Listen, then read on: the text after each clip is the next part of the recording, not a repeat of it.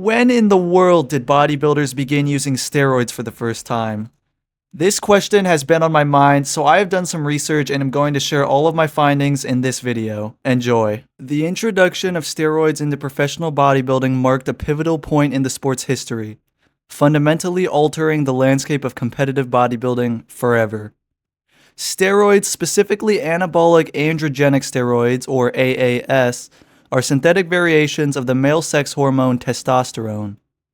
Initially developed for therapeutic purposes in the 1930s, their muscle-building properties soon attracted the attention of athletes whom were seeking to advance and enhance their performance and physique. In the early 1950s, Dr. John Ziegler, the physician for the U.S. weightlifting team, became aware of the Soviet Union's use of testosterone to boost their athletes' performances. Motivated by the desire to level the playing field, Ziegler collaborated with Ciba Pharmaceuticals to develop methandrostenedione, commonly known as Dianabol. Released in 1958, Dianabol was designed to promote muscle growth with fewer androgenic side effects compared to testosterone. This innovation quickly gained traction among bodybuilders and weightlifters who were eager to gain a competitive edge. The 1960s saw the burgeoning popularity of steroids within the bodybuilding community. As the sport grew, so did the competition and the pressure to achieve increasingly impressive physiques, and it led many athletes to experiment with these substances. The use of Dianabol and other anabolic steroids became widespread, with bodybuilders incorporating them into their training regimens to accelerate muscle growth and recovery.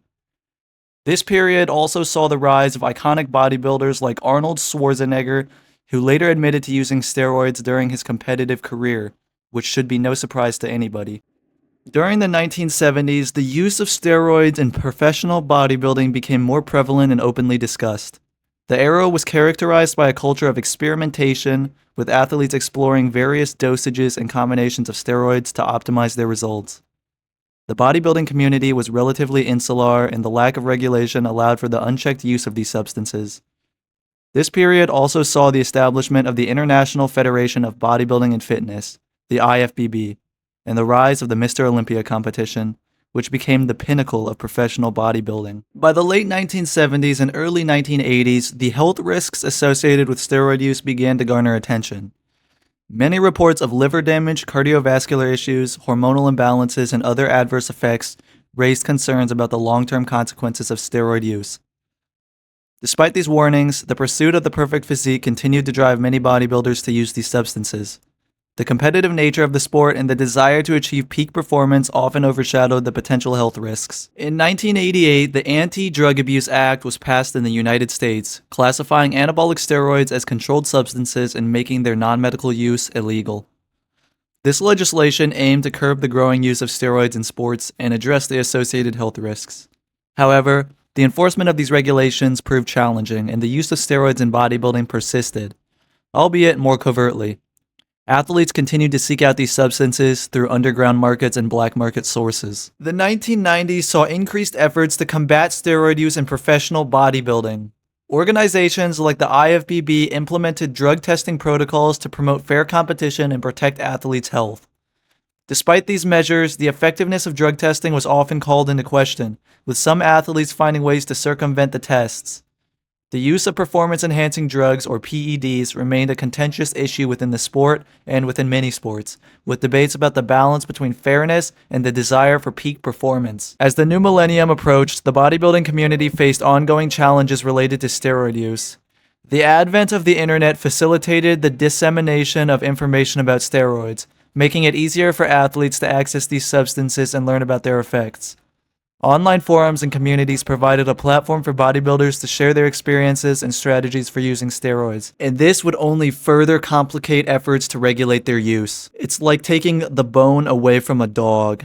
The 2000s and 2010s saw continued advancements in the development of performance-enhancing drugs, including new forms of anabolic steroids and other substances designed to enhance muscle growth and recovery. The bodybuilding community remained divided on the issue, with some like me advocating for a natural approach to the sport and others continuing to use steroids to achieve their desired physiques.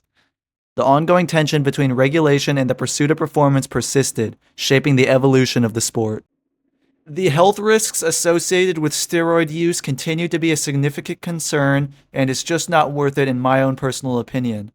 Studies and reports highlighted the potential for long-term damage to the liver, heart, and endocrine system, as well as psychological effects such as aggression and mood swings.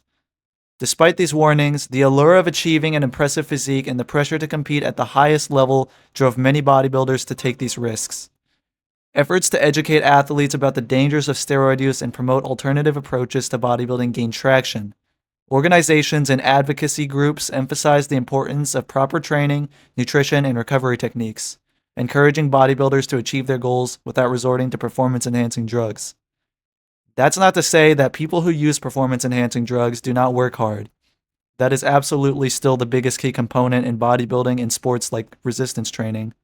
But yet these initiatives aim to shift the focus from short-term gains to long-term health and sustainability in the sport, and that would seem to be less important to many people these days. The 2020s have seen a growing awareness of the need for a balanced approach to bodybuilding. While the use of steroids remains a contentious issue, there is the belief that using them under a doctor or professional to monitor your health and cycle will make it much safer, which is absolutely bonkers as they can't stop the overall effects and don't know the risks of every individual, even with knowledge and deep assessments.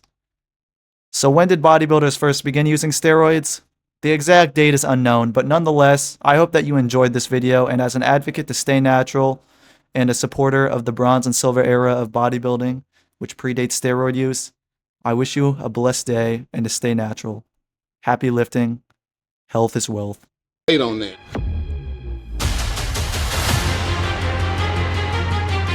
And I was like, okay, they want me to take them to war. And that's what I did.